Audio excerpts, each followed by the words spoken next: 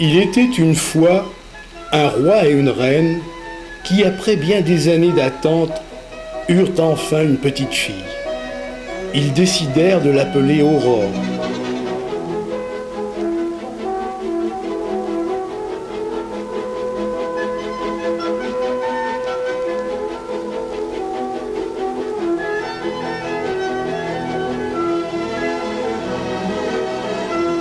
Ce fut grande liesse dans tout le pays, et les fées manifestèrent leur joie.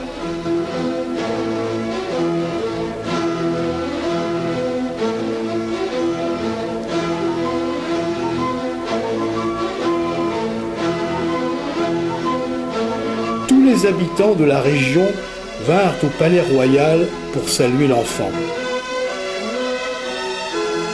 Les cérémonies du baptême furent organisées selon la tradition.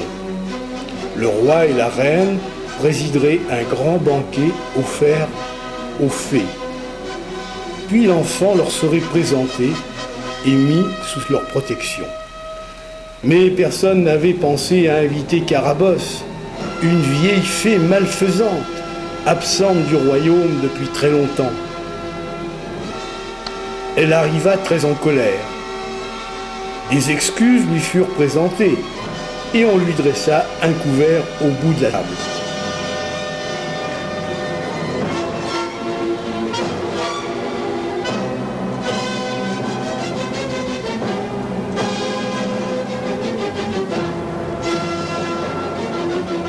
Le festin, chaque fée accorda à la petite Aurore un don de qualité. Beauté, grâce, bonté, intelligence, compassion, richesse, générosité.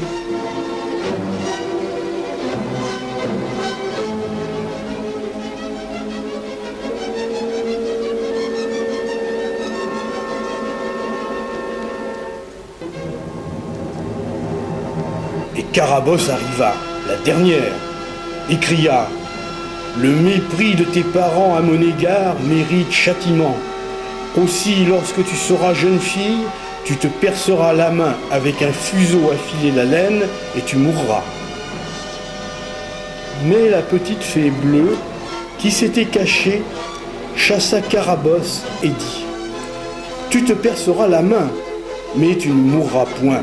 Tu dormiras pendant 100 ans jusqu'à ce que le fils d'un roi vienne te réveiller. » À 15 ans, Aurore était une belle jeune fille qui remplissait les jardins du palais royal de ses rires et de ses jeux.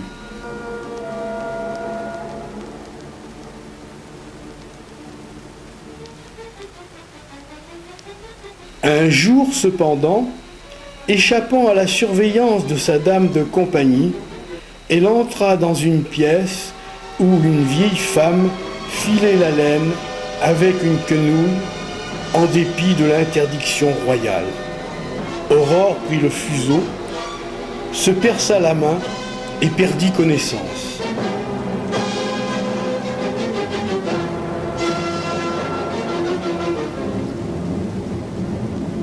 Avec elle, tous les habitants du château s'endormirent et la forêt enveloppa étroitement les bâtiments.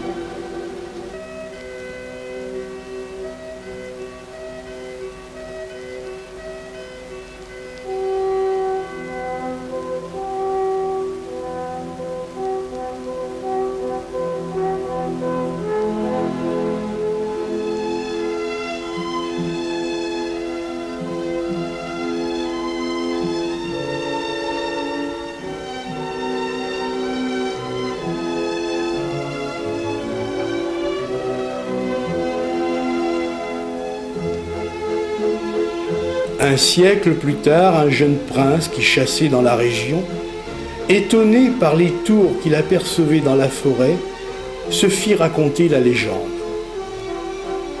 Il estima qu'il devait aller réveiller la princesse et chevaucha à travers bois.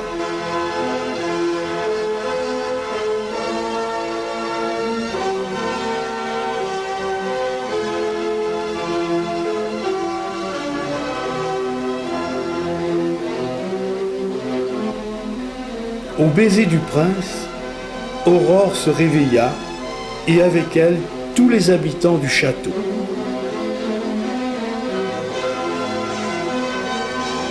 Ils se marièrent, furent très heureux et eurent beaucoup d'enfants.